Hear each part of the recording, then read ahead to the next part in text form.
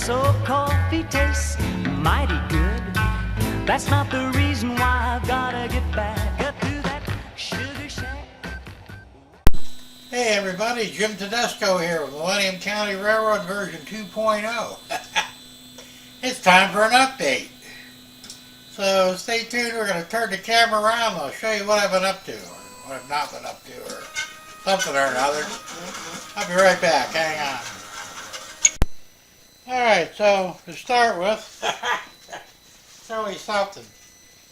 My tip up here, which is working fairly fine. I still need to get those puzzle piece ends for these. I can't remember what they're called. I'm gonna order some at some point next month or two. I had to rewire most of my track because I had polarity problems. Like for this one here on the passenger rail, the positive feed was on the right or this outside rail, and the negative feed was on the inside rail. Now on the freight line, it was the opposite. The positive feed was on the inside rail, and the negative on the outside rail. So what happened was, when I tried to engage the sugar line, and through a couple of turnouts, it completely shorted out the system. Didn't do any damage, thank God, because Digitrax has got a good circuit breaker in it, a short protection. So I had to rewire everything and get everything on one page. So now I believe the outside rail is positive on both tracks, on all tracks really, and the negative rail is on the inside rail on all tracks, which is fine except for one problem. And I don't know why, because in some ways it doesn't make sense to me, but I guess there's a logical reason for it. I just don't understand it. When I throw these two turnouts, it shorts the system. And I don't really understand why.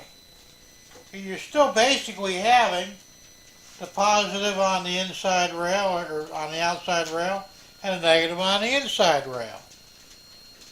But for some reason it shorts. So the only way to fix this, and it's not that big of a deal, I ordered some insulated rail joiners that I'm going to have to pretty much have to isolate this turnout and this turnout, and I'll wire them separately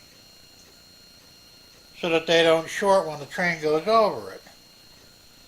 At least in theory, anyway. So for the moment I pulled this one out just so I don't have any actual shorting problems that I wasn't looking forward to. So that was the first problem. Or should I say second problem, as it were. Let me move the camera again, we'll get right back. Alright, now for the next problem. And hey, yesterday was a problematic day for me. But I guess you gotta expect to run into these things. I've got the same problem with these two turnouts here. Now this rail here, I don't know if you can see that or not. This rail here, well the far one is the passenger line. This one here in between them is the freight line. And this here is a branch off for the sugar line. So I have to throw that turnout over there and then this turnout over here to bring the cars over here for unloading of the sugar, or sugar cane, or whatever it is. And what happens is when I throw that turnout, same problem, it shorts the track. So I'm going to have to put insulators over there as well and isolate this whole thing. And that's the only two places I have the problem. It's got something to do maybe with the loop, I don't know. Like I said, it just doesn't make sense to me, but you know, it's kind of weird, but nevertheless it is what it is. Now on the other side of the layout, the turnouts are fine. No matter what I do with those, I got power to everything. I didn't even have to drop any extra feeders which I thought I would, but everything works great, just on this side. And like I said, I followed the path for polarity, so I know the polarity is correct. Plus the fact that the train goes around it without any problems would prove that the polarity is correct. I would assume. So, anyway, so that's the bad news, which, like I said, I ordered the insulated joiners. I got 24 of them coming. That should probably be enough for what I need, because I figured 12 over there and probably 12 over here. No big deal. And of course I will have to drop feeders over here as well to power those turnouts.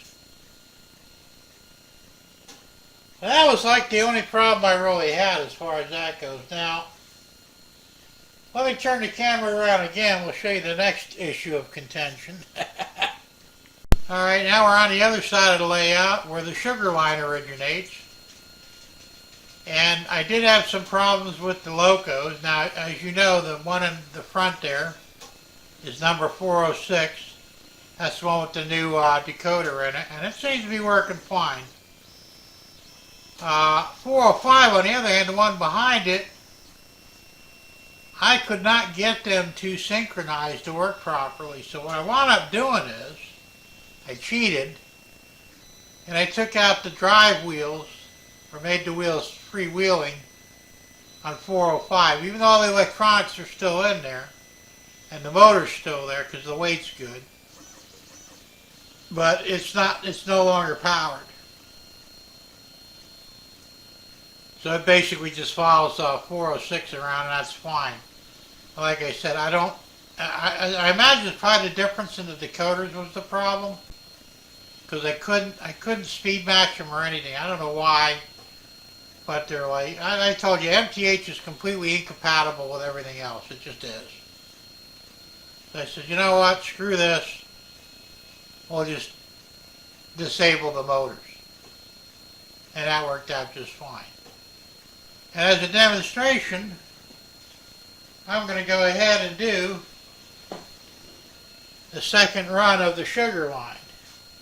So stand by, I'll be right back. And here we go.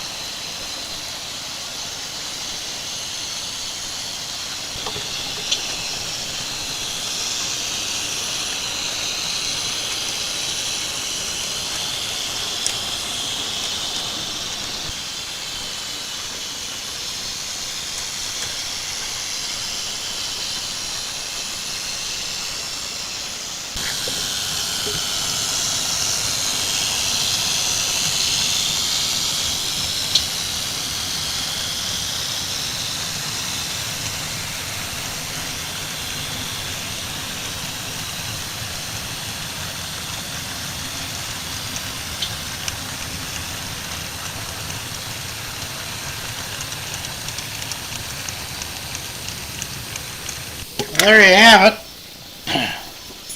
The sugar line's first run. Well, not maybe the first, but pretty close. Stay tuned, I'll be right back. So, that's my update for today. The good with the bad. The bad, of course, is still the electrical issues, which will be taken care of. And the good, of course, is the sugar line is running. For the most part. So, make sure to tune into my live stream on Thursday night at 6 p.m. Eastern Standard Time. And we're going to cover the decoder installation in that GP38 for the sugar line.